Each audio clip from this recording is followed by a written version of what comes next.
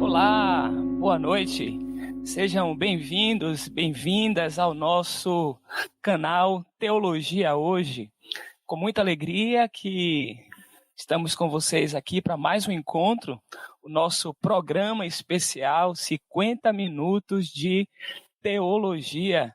Eu quero agradecer a você que já está conosco, já está ao vivo acompanhando essa nossa transmissão e aqueles pedidos que nós fazemos sempre.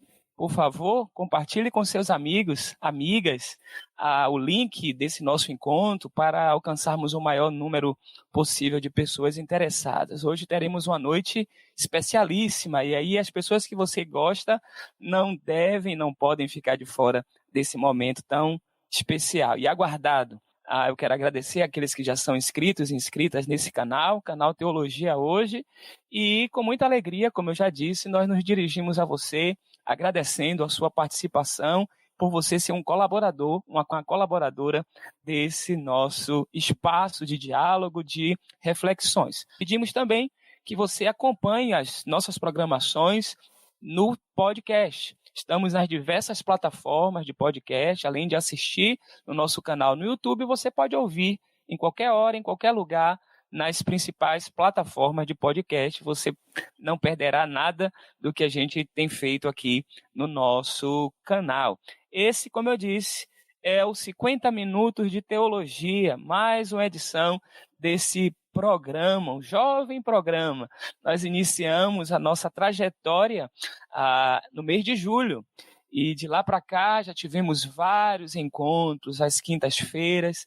Temos um acervo onde você pode acessar os encontros anteriores dos 50 Minutos de Teologia, além dos outros cursos que nós disponibilizamos no nosso canal. E com muita alegria, nesse período curto de existência desse programa dentro do canal Teologia Hoje, que também é um canal que não tem tanto tempo assim. A gente agradece a adesão de um grande número de inscritos e inscritas no nosso canal, e isso pode melhorar. A gente conta com você. Não deixe essa transmissão sem dar o like, isso é importante, e participar, além da participação no chat, que é muito importante. Deixe também nos comentários, nas páginas de comentários, isso é muito importante para o nosso canal. Hoje nós temos a alegria de ter mais um lançamento de um livro. Nós tivemos um encontro com o professor Dr. Alonso, e você pode acessar também no nosso acervo aquele encontro, onde ele pôde lançar conosco aqui o seu livro Teologia Protestante das Religiões. E hoje a gente tem a alegria de receber aquele que já foi entrevistado em um outro momento no nosso canal, um dos primeiros programas, onde nós pensamos sobre a ideia Palavra de Deus, Palavra dos Homens. Ele tem uma contribuição na teologia, no nosso Brasil e fora do Brasil, muito importante. Seu currículo está disponível nesse programa que nós já veiculamos aqui. E aí eu queria pegar emprestado as palavras daquele que prefaciou o livro. Você acessa a plataforma do Lattes e você vai ver a extensa contribuição que esse querido tem dado na academia e estimulado tanta gente a pensar. Queremos, antes de dar as boas-vindas ao nosso convidado, dizer que o programa 50 Minutos de Teologia não pretende ser um lugar para impor ideias, pensamentos fixos.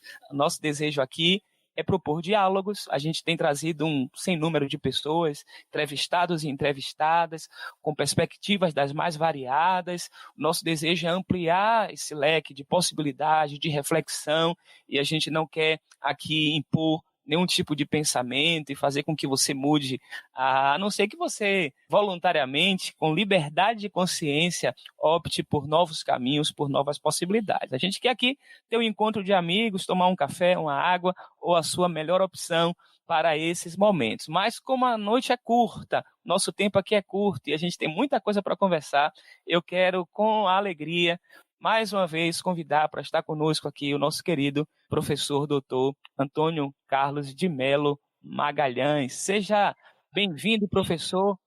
Nós temos muita honra em tê-lo mais uma vez no nosso programa. Muito obrigado.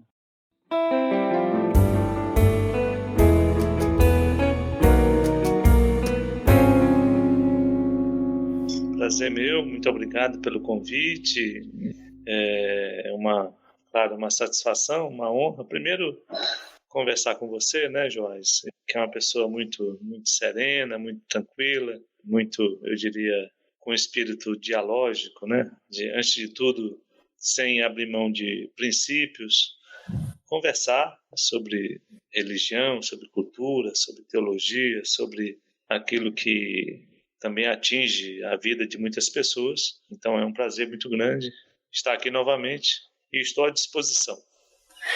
Como eu já disse, é uma honra para nós, mais uma vez, receber o professor aqui, hoje com esse livro que, assim, do ponto de vista gráfico, né, saiu do forno agora, mas como ele mesmo declara nas palavras iniciais do livro, é algo que já estava sendo gestado há muito tempo e que agora ele faz com que essas informações sejam acessíveis também a nós. Esse é um projeto e o nosso desejo é que ele se consolide, o desejo do professor doutor Antônio Carlos consolide e que também a gente espera para que tudo dê certo, porque é um itinerário teológico-literário e a proposta é de 3 volumes. Esse é o primeiro volume de uma trilogia. Fale-nos um pouco desse projeto, antes da gente entrar nos detalhes, o que é que motiva, o que é que tem motivado o senhor a essa proposta do livro As Palavras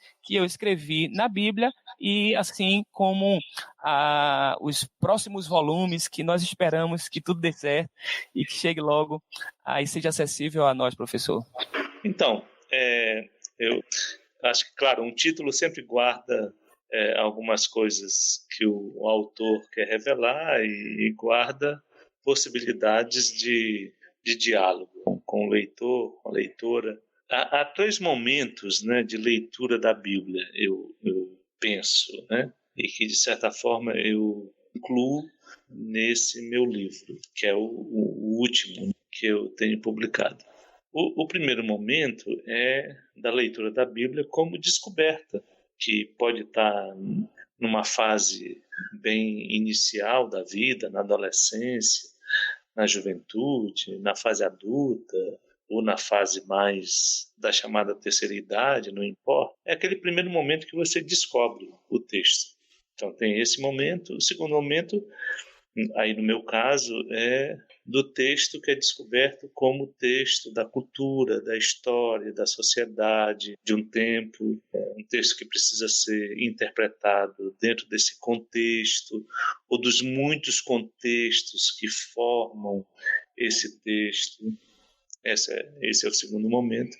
E o terceiro momento é descobrir a Bíblia como texto da literatura, quer dizer, um texto que tem um impacto muito grande na história da arte e da literatura do Ocidente e, em seguida, de outros contextos. Então, quando eu coloco esse título, né, As Palavras que eu escrevi na Bíblia, no fundo não é criar uma outra Bíblia, né? É dizer que a Bíblia é um livro que se abre a novas narrativas, que inquire, que impulsiona, que estimula novas narrativas, que o leitor da Bíblia é aquele que se insere na narrativa e amplia, que inclui a sua biografia nesse contexto. Então, esse título, ele guarda, para usar o termo do Derrida, ele guarda alguns segredos, né?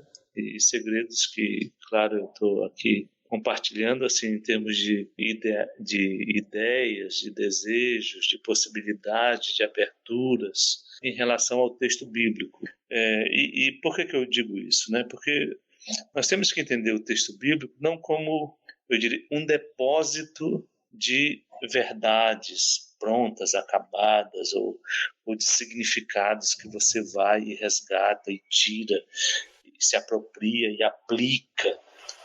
A Bíblia não é um manual, simplesmente. A Bíblia é uma vivência, uma narrativa que te convida a narrar, né? A se inserir nessa narrativa. Então esse é o ponto de partida que eu gostaria de comentar sobre o livro que eu publico. O segundo aspecto, e aí eu devolvo a palavra a você, como é uma trilogia, eu tenho um projeto, né? Num primeiro momento, eu destaco textos especialmente da Bíblia hebraica, ou do Antigo Testamento, como alguns chamam. Em 2021, eu vou publicar o segundo volume, que será sobre textos do Novo Testamento. Em 2022, eu vou publicar uma mistura, um mix, né, de textos do Antigo e do Novo Testamento. Então, esse primeiro volume, ele foca na Bíblia hebraica, no Antigo Testamento. Tem uma exceção somente, que é um comentário, uma narrativa sobre o livro de Marcos, mas o restante é sobre a Bíblia hebraica, o Antigo Testamento, como nós chamamos. Eu estou aqui de posse, professor, da edição, né, no Kindle, que é a minha edição, esses tempos modernos.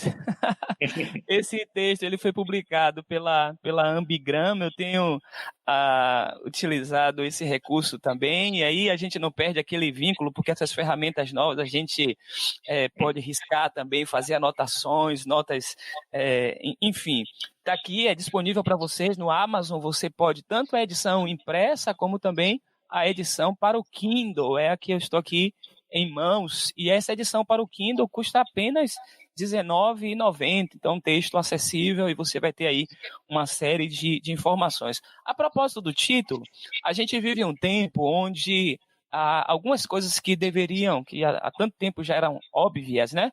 A gente não estão sendo tratadas assim com essa obviedade. A gente precisa, então, fazer alguns itinerários explicativos, mas aí, só a título de provocação, quando eu estava pensando em algumas coisas para a gente conversar e alguns episódios recentes, eu me deparei com duas passagens, uma no Antigo Testamento, que é desse movimento, né, de livros que são perdidos e que são encontrados, né? Textos que são perdidos, e ali o texto carrega histórias, como você bem colocou. E um desses textos é no reinado de Josias, conforme a narrativa da Bíblia hebraica, um texto é encontrado. E teria sido o Devarim, o Deuteronômio, né?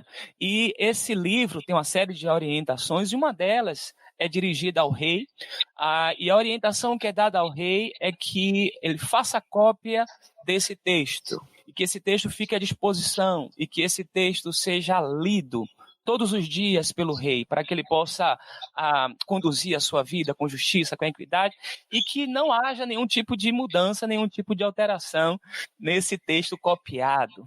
E o outro texto está no Novo Testamento, no último livro, que por acaso está ali naquela posição, é o Apocalipse atribuído a João. E lá também, no finalzinho, tem uma orientação, né? Uma orientação contundente de que a nada deve ser acrescentado às palavras dessa profecia. E aí o senhor lança um livro que tem esse título, essa provocação, as palavras que eu escrevi na Bíblia. Amplia um pouquinho, professor, então, essa ideia diante dessas sutis provocações que eu faço, eu diria. Ótimo, ótimo. Acho que é uma questão fabulosa e importante, assim, para a gente conversar sobre ela, né? Veja, Joyce, há vários níveis, né, da tua pergunta, que é muito importante, e eu diria há também várias camadas da resposta que eu posso dar a ela, né? E óbvio, eu não quero dar uma resposta que seja taxativa, que encerre, né, a questão. Eu não tenho esse afã na vida, né, esse objetivo de encerrar a questão com a resposta que eu dou a uma pergunta que se apresenta. Veja, o que nós fazemos com o texto bíblico? Vamos pensar agora em termos muito práticos, muito cotidianos, né? O que nós fazemos com esse texto? As pessoas que leem em casa, que usam o texto para interpretar as suas vidas, seu cotidiano, suas relações. O pastor que no final de semana abre o texto e prega. O que nós fazemos com esse texto? Objetivamente, vamos dizer, em termos muito práticos. Nós lemos esse texto, nós aplicamos esse texto, nós interpretamos esse texto, nós comentamos esse texto, nós expandimos esse texto. Nós falamos do alcance desse texto. Então, essa ideia de que nada deve ser acrescentado, eu diria, é uma ideia que ela vale para pensar o texto enquanto origem, né? enquanto produção inicial. Mas não vale para o processo de leitura, porque o processo de leitura é um processo sempre expansivo, é um processo aberto, é um processo dialógico, é um processo que acolhe o texto e as interpretações sobre o texto. Pare para pensar, no contexto das comunidades cristãs, na sua igreja, na Igreja Batista da Graça, em alguns momentos as pessoas vão ler o texto conforme uma pregação que ouviram no domingo, numa meditação que escutaram em algum momento.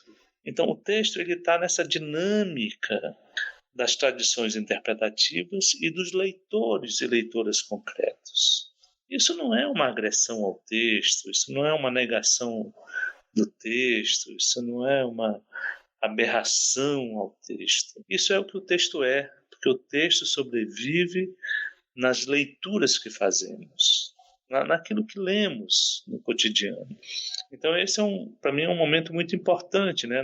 Eu diria, tirarmos essa carga aparentemente negativa de que ler o texto, interpretá-lo, aplicá-lo, redimensioná-lo, significaria automaticamente quase que uma heresia. O texto vive dos leitores e das leitoras que ainda se dedicam a ele, o texto. Por que esse texto do Antigo Testamento sobrevive? Não é porque alguém impôs simplesmente, né, uma autoridade assim, com uma lança, né, uma espada e tal. Não. É porque esse texto é lido. É lido. E se ele não fosse... E o fato dele ser lido cria, ou eu diria até melhor do que cria, né, redimensiona, instiga, estimula a pluralidade. Para pensar, por que não existe somente uma igreja? Uma única igreja que pensa igual, que todos os pastores pensam de forma igual. Por que não existe isso? Porque o texto é lido, é recebido, é acolhido, é interpretado, é trazido para as várias tessituras da vida, da biografia e da cultura.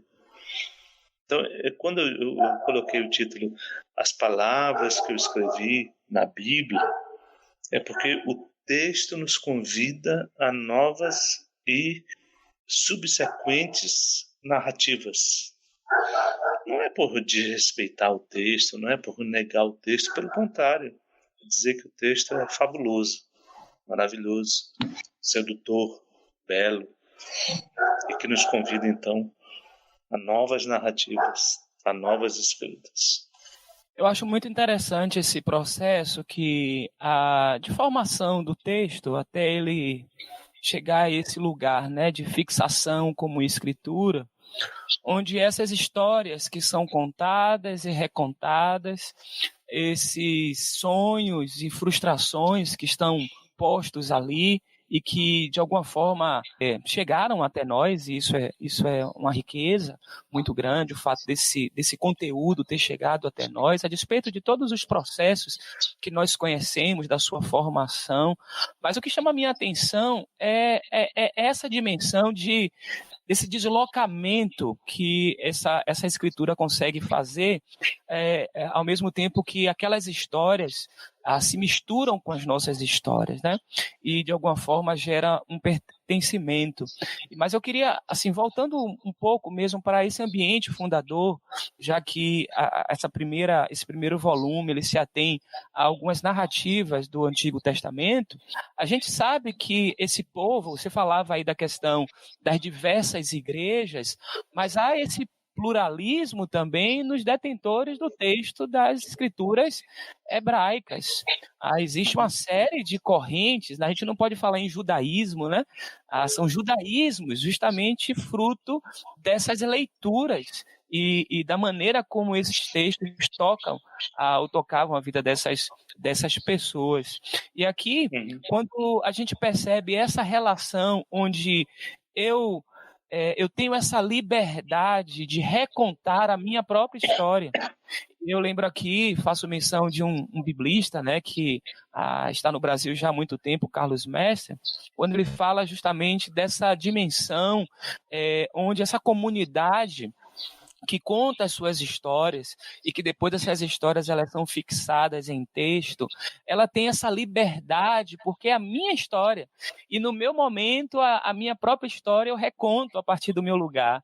Então, assim, a gente perceber essa liberdade que se deu pelo menos até o processo de fixação como escritura, mas que essas leituras e releituras, elas continuam acontecendo.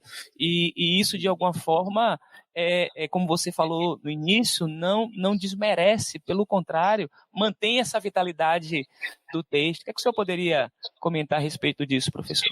Então, eu creio que esse processo de expansividade da leitura é uma forma de valorizar e de mostrar a grandeza do texto. Eu acho que a gente tem que diminuir o medo da pluralidade, entende? Eu acho que a gente foi criando muitos fantasmas, né, em torno das leituras plurais em torno do texto. Mas o texto mesmo convida a uma leitura plural. Quer dizer, se você pega personagens da Bíblia, vamos pegar Jacó, vamos pegar Davi, que é um personagem muito conhecido. Então, Davi é pastor, enfrenta Golias, é rei, manda ou permite matar Urias, fica com Batseba, de certa forma faz vistas grossas a um estupro, a uma violência sexual dentro da família do primogênito contra a sua filha Tamar. É um rei que, de certa forma, não humilhado, mas confrontado por Absalão, um filho revoltado pelo fato do rei ter feito vistas grossas ao estupro de sua filha.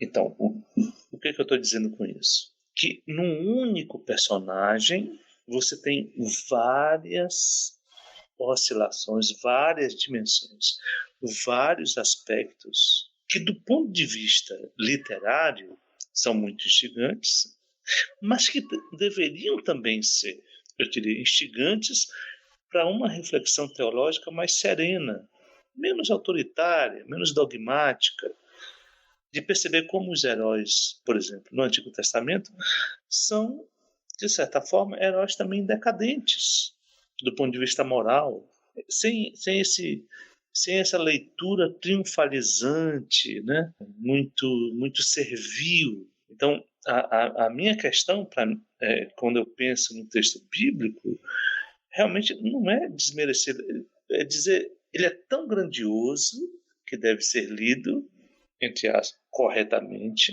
porque levado em consideração não em sua aparente uniformidade, não em sua higiênica uniformidade, mas em sua pluralidade, em sua riqueza, em seu poder de diálogo, em sua capacidade de se abrir a novos leitores. Esse é o meu ponto de partida. O senhor falava de um personagem importante, né? E que transborda o ambiente da tradição judaica e chega também à experiência da tradição cristã, Davi.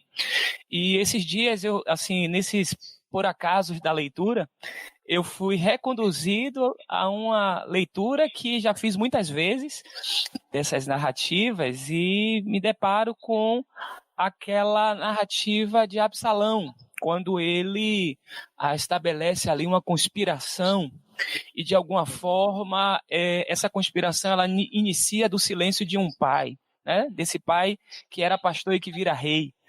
E no silêncio de Davi, que gerou essas questões tão instigantes, como você coloca, tem uma cena muito interessante da narrativa, quando Davi resolve fugir e algumas pessoas, aqueles líderes, guerreiros que estavam com ele e caminham com ele, inclusive pessoas que nem precisavam, de alguma forma, por lealdade, resolvem ir com ele. Mas me chama a atenção a narrativa desse elemento da existência e da vida como ela é. Primeiro, é um Davi que chora pelas encostas, sabe? Essa imagem do rei guerreiro, conquistador, mas que agora foge como resultado de uma conspiração arquitetada pelo seu próprio filho. E aqui está um guerreiro chorando pelas encostas, com um bando. E tem uma cena, porque Davi, quando foge e leva aqueles possíveis guerreiros com ele, ele deixa mulheres, concubinas, cuidando da casa, cuidando do palácio. E uma das coisas que Absalão faz vai para o terraço e para um lugar onde a cidade podia ver, e aqui eu tentei imaginar esse ambiente. Ele ali coloca uma tenda e tem relações sexuais com aquelas concubinas do seu pai, como uma forma de envergonhá-lo publicamente, porque o texto ali não faz, e a gente não precisa nem ler em hebraico para isso. Boas traduções em português não escondem essa dimensão do texto, de que ele faz isso à vista de todo o povo, e ali está um sinal da vergonha. Então, assim, eu vejo essa coragem das narrativas que expõem a vida de homens e mulheres, seus medos, suas conquistas, suas alternâncias, e isso é de uma riqueza muito grande. A gente muitas vezes tenta fazer movimentos, eu diria, tassiânicos, né?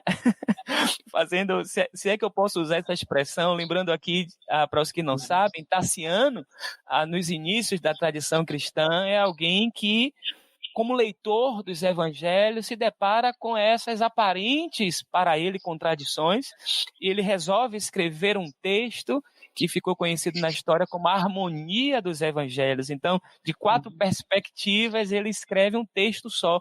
E essa mentalidade de Tassiano, de alguma forma, ela é perpetuada. A gente quer sempre harmonizar, a gente quer sempre fazer com que as coisas fiquem sem arestas, e aí há um distanciamento dessa realidade da vida, não é, professor?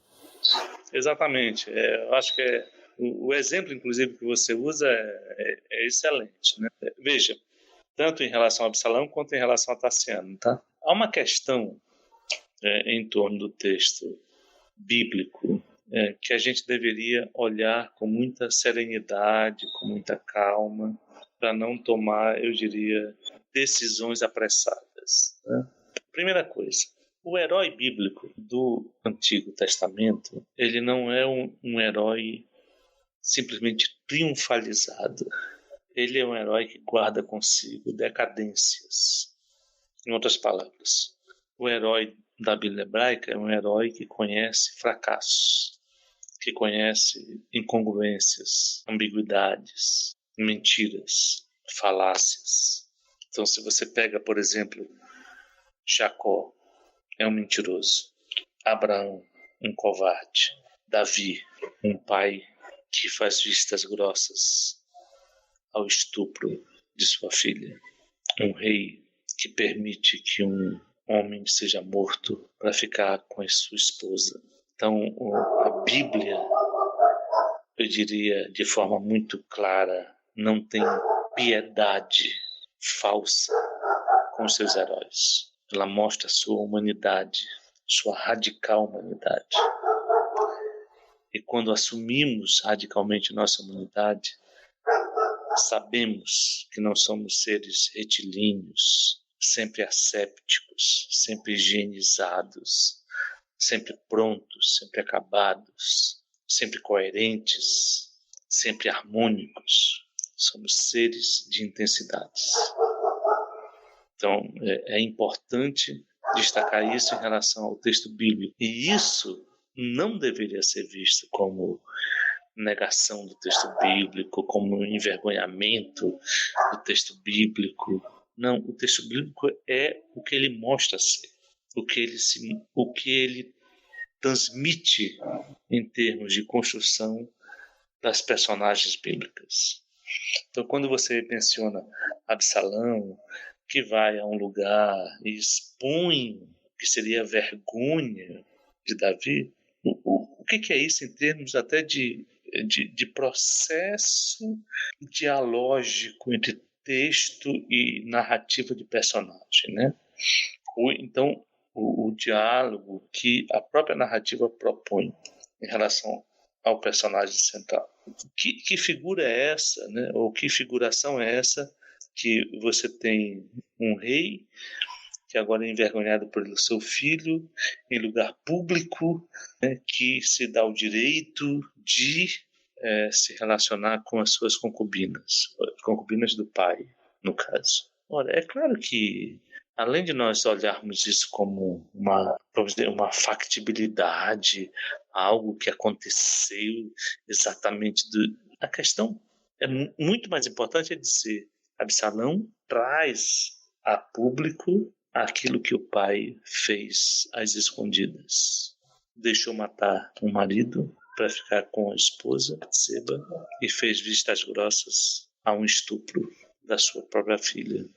Então, Absalão, vamos dizer, dentro da narrativa bíblica, ele traz a lume, a público, aquilo que o pai também foi, também é um ser que, apesar de toda a importância que tem, decadente. É isso que ele é.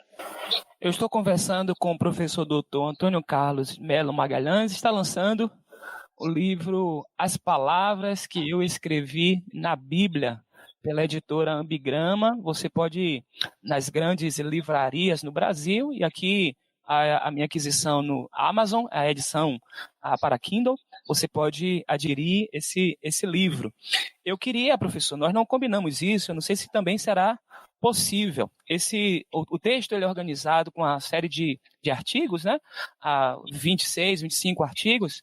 Eu queria que, se fosse possível, nós não combinamos isso, eu queria que nós destacássemos alguns desses artigos aqui como mediador. Eu gostaria de propor quais seriam os textos. Fique à vontade. Antes disso, nós estamos caminhando para a metade do nosso encontro, e eu quero agradecer a todos e todas que estão acompanhando e dizer que vocês já podem começar a elaborar as suas questões.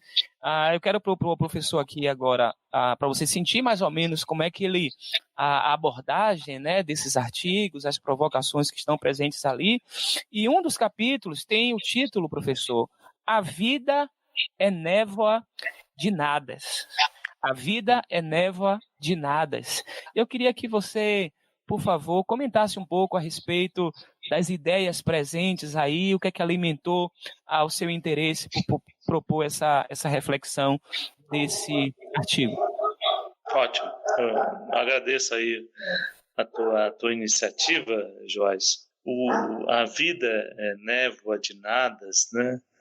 Em parte, para cada texto, só para explicar para vocês, que porventura estejam aí ouvindo, assistindo, ou que vão assistir e ouvir, o livro ele é basicamente o seguinte: ele pega um texto bíblico, dá um título novo a esse texto. Em alguns momentos faz uma tradução que seria, de certa forma, uma transcriação. Às vezes eu uso a tradução que está aí, corriqueira, à disposição das pessoas.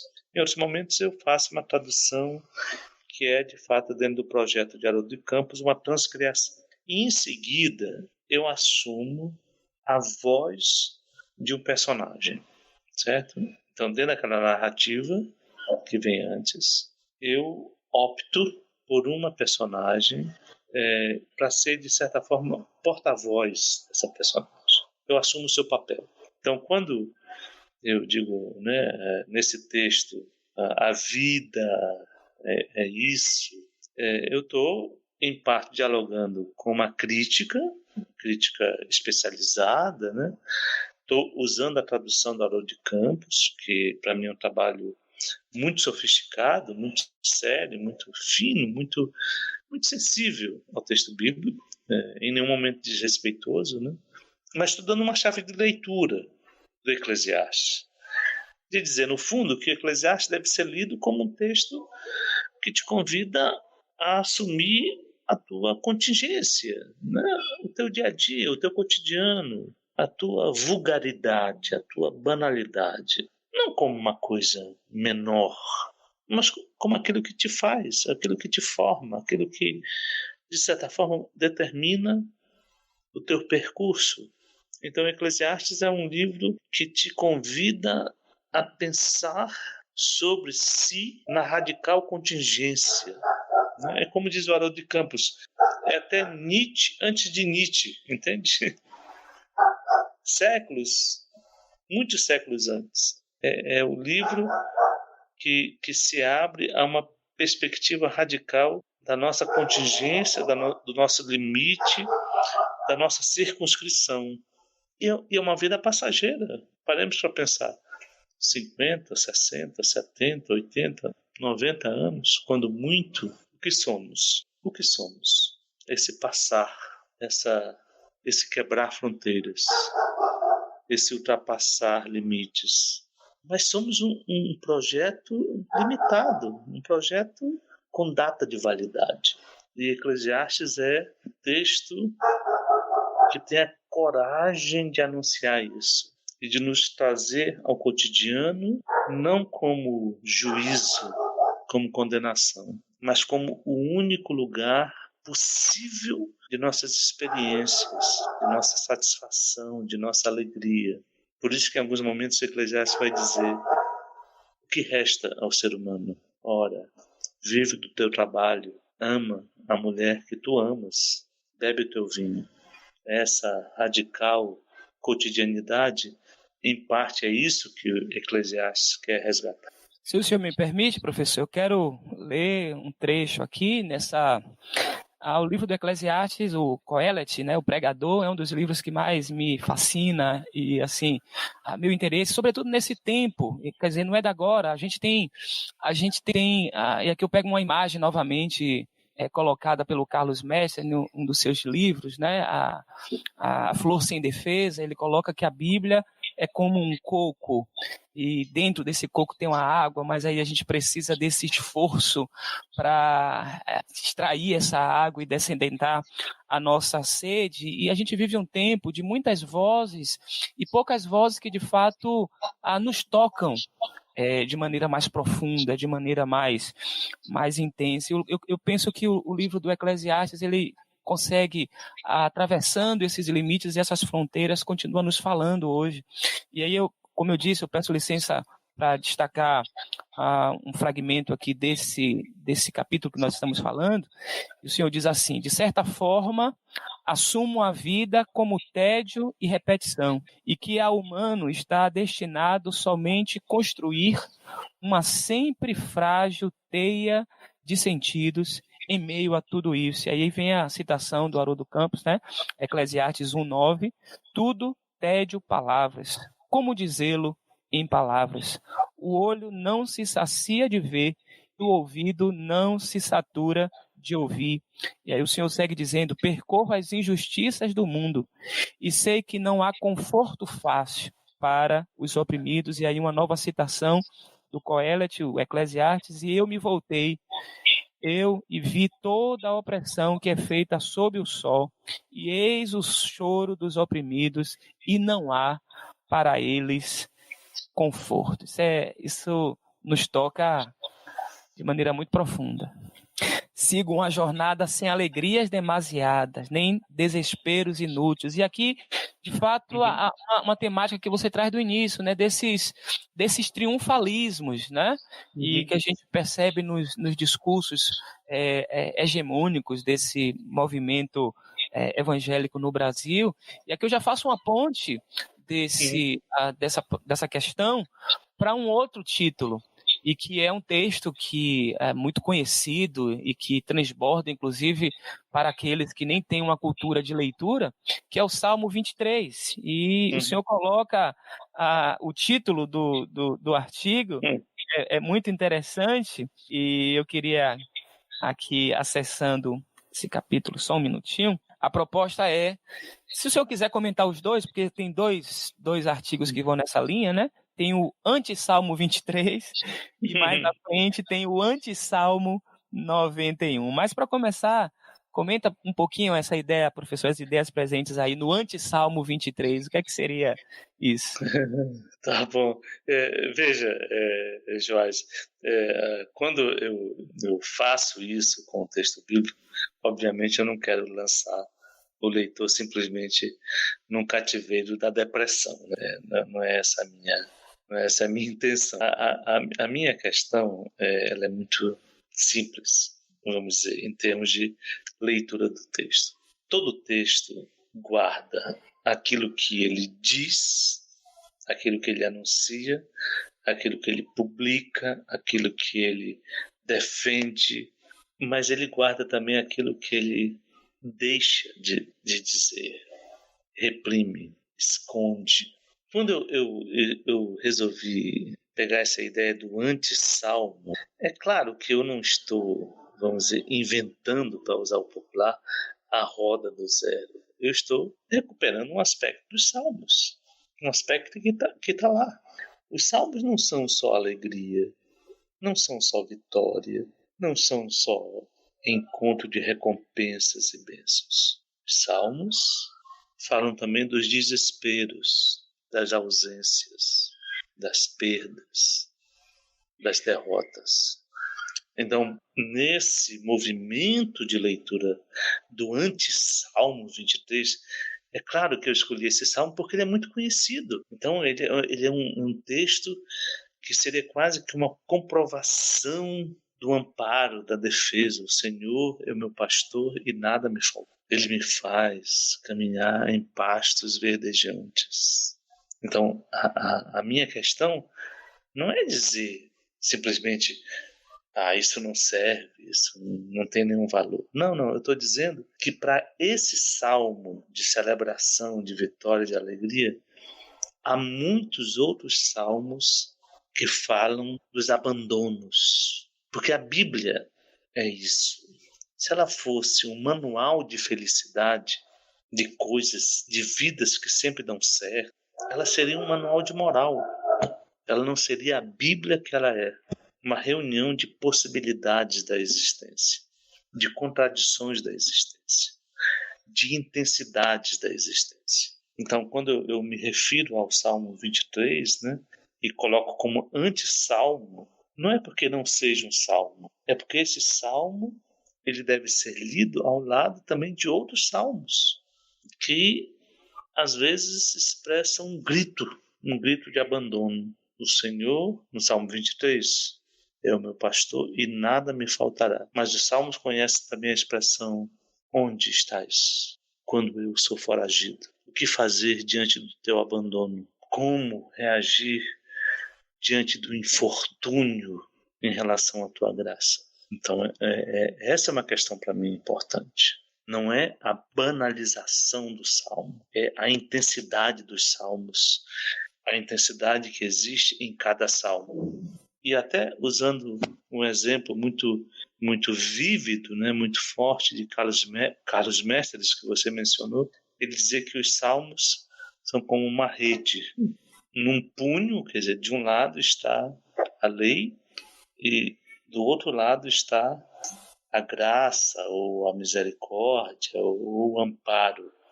Mas no meio, na rede, no embalar, está a vida. A vida com suas vitórias, com suas derrotas, com suas contradições, com seus gritos, com suas fugas, com suas cavernas e com seus pastos verdejantes. É isso. O tema do abandono é significativo, né? A maneira como os autores e autoras do Novo Testamento, aquelas comunidades que compõem esses textos, né?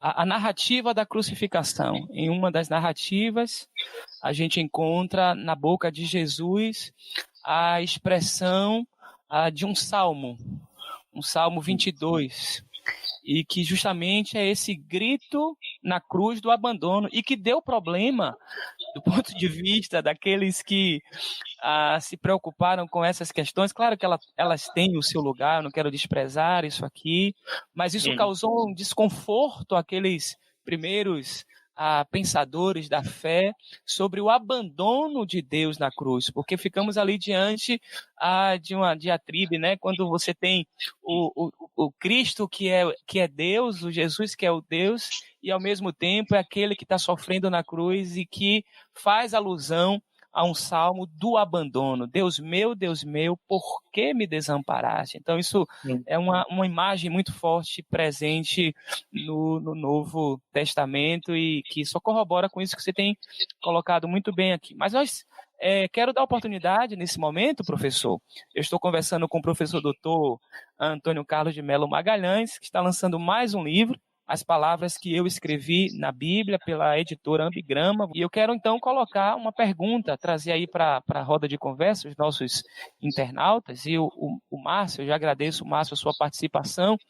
Ele fala do título entre aspas, né, o título do livro, mas eu que coloquei as aspas, Márcio, tendo em vista que eu sempre faço isso com os temas dos nossos encontros, mas ele coloca assim: eu sei que o título vem entre aspas, mas o que o autor escreveria no texto bíblico e, de certa forma, o que ele também excluiria. Obrigado, Márcio. Beleza. Ótimo.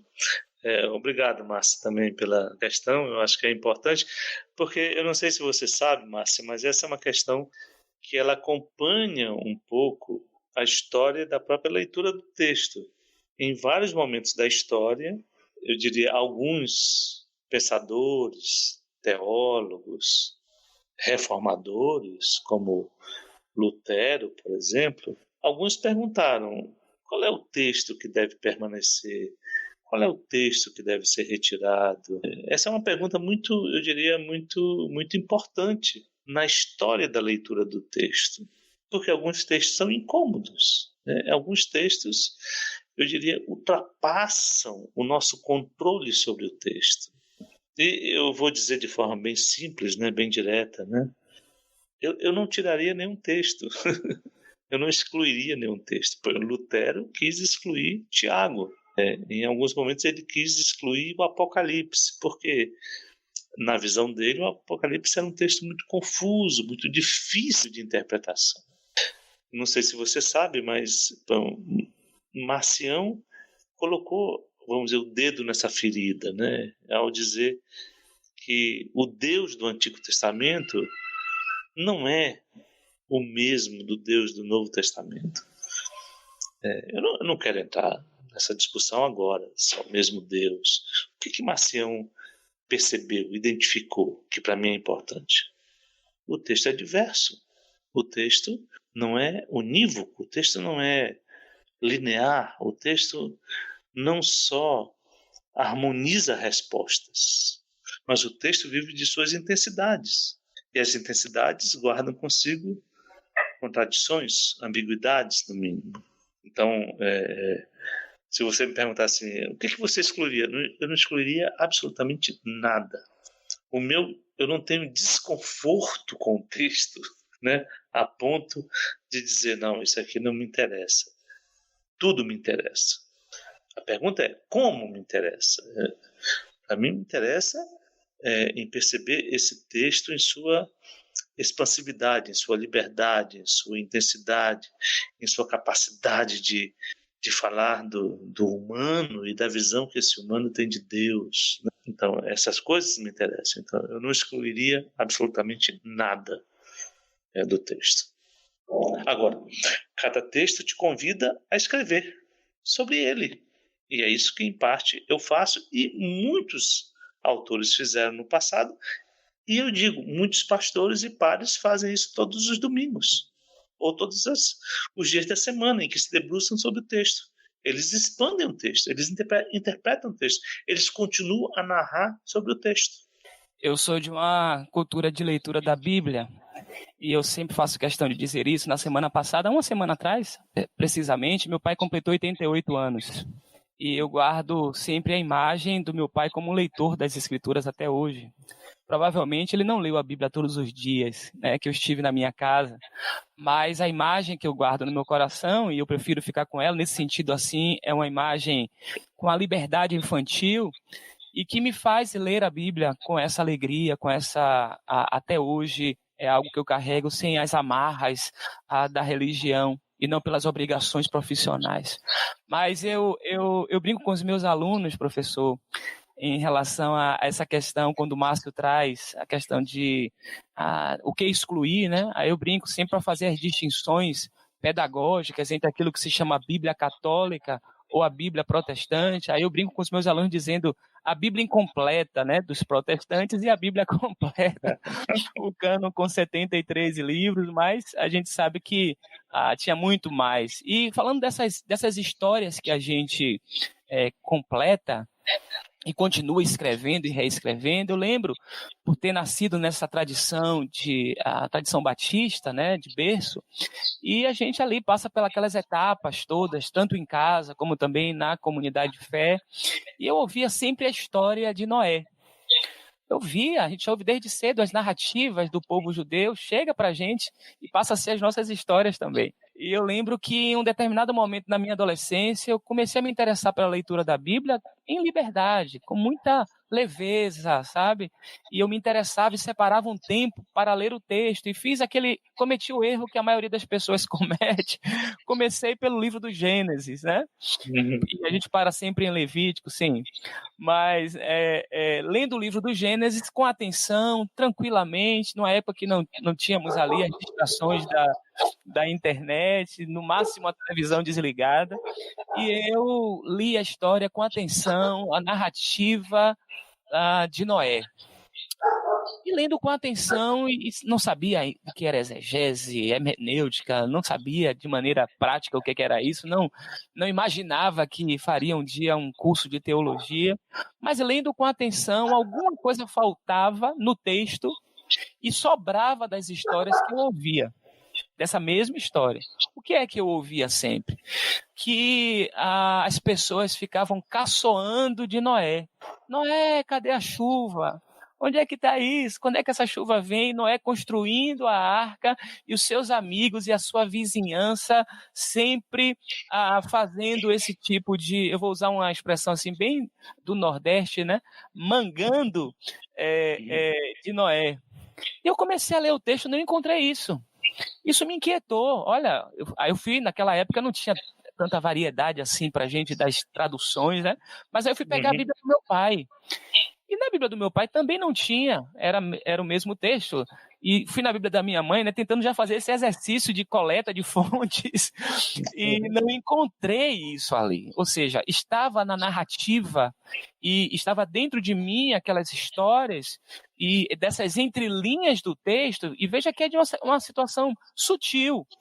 E isso, de certa forma, está presente em todos os textos que lemos, inclusive nos textos que não lemos. Aí eu conto essa história pessoal para falar também, não apenas daquilo que extrapola em termos de aceitação canônica, mas daquilo que nós, na privacidade, né, das nossas leituras, a gente seleciona enquanto textos que devem ser lidos. Então, de alguma forma, já existe uma aceitação canônica, mas também uma exclusão natural de textos que eu não acesso. Como é que o senhor comentaria isso, professor? Ótimo.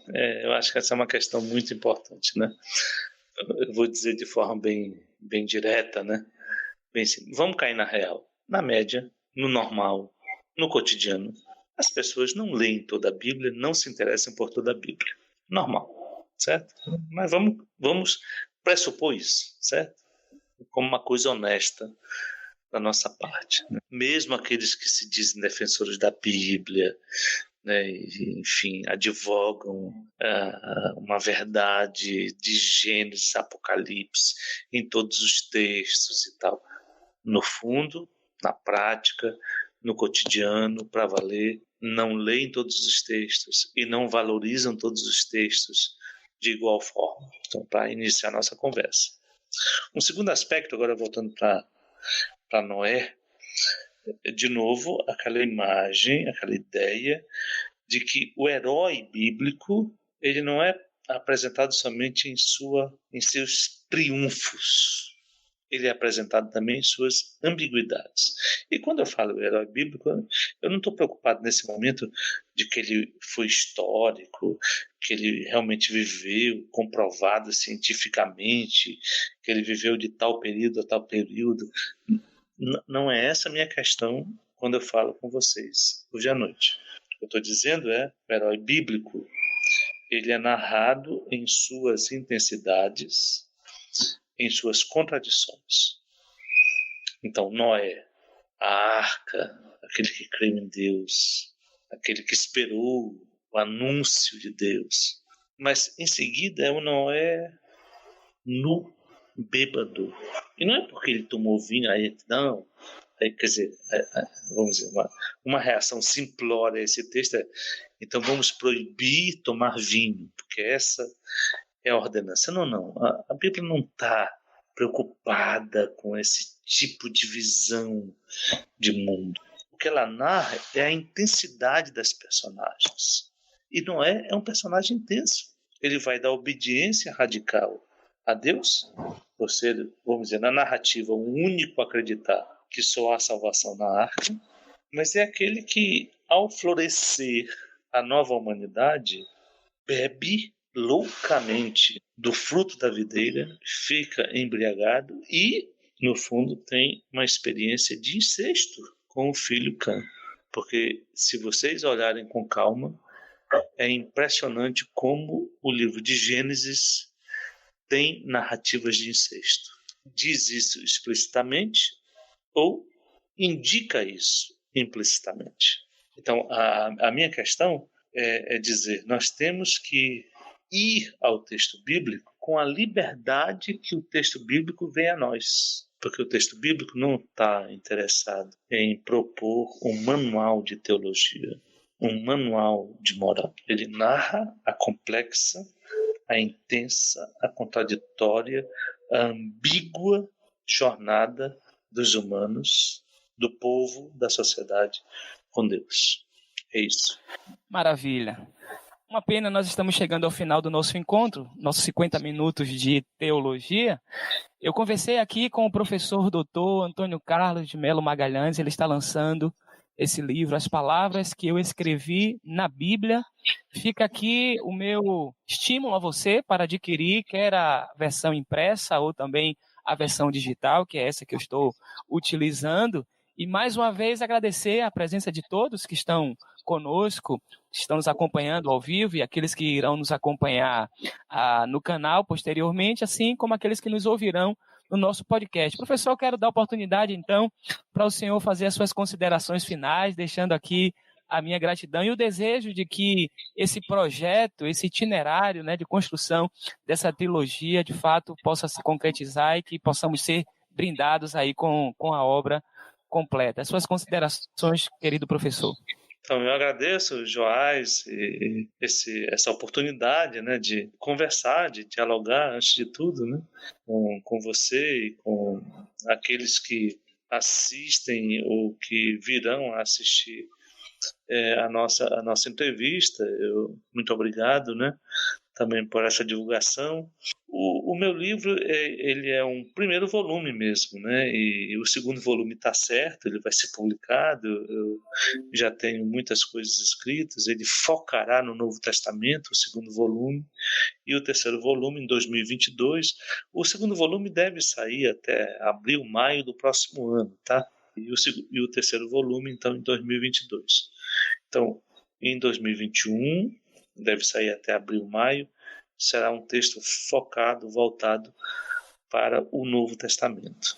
Eu tenho já textos inicialmente escritos sobre cada um dos livros do Novo Testamento. Então, o meu projeto é continuar, vamos dizer, escrevendo palavras, não para substituir, mas, antes de tudo, estimulado, né, por aquilo que o texto bíblico é. É um texto de fundamento da fé, da teologia, mas também, ao mesmo tempo, é um fundamento, é uma origem uma fonte das muitas narrativas na literatura do Ocidente e da arte ocidental. Coisa boa. Então eu quero novamente agradecer a todos e todas que estiveram conosco e pedir, caso você não seja ainda assinante do nosso canal Teologia Hoje, é muito simples, você não paga nada, e você que esteve conosco nessa live, não esquece de deixar um like, isso é importante para o canal, a visibilidade dos nossos vídeos, né? Mas meu desejo é que a bênção do Eterno, que enriquece, que não acrescenta dores, esteja sobre a sua vida, sobre a vida dos seus familiares.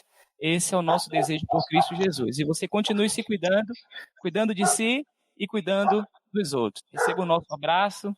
Fiquem com Deus. Um abração, professor querido.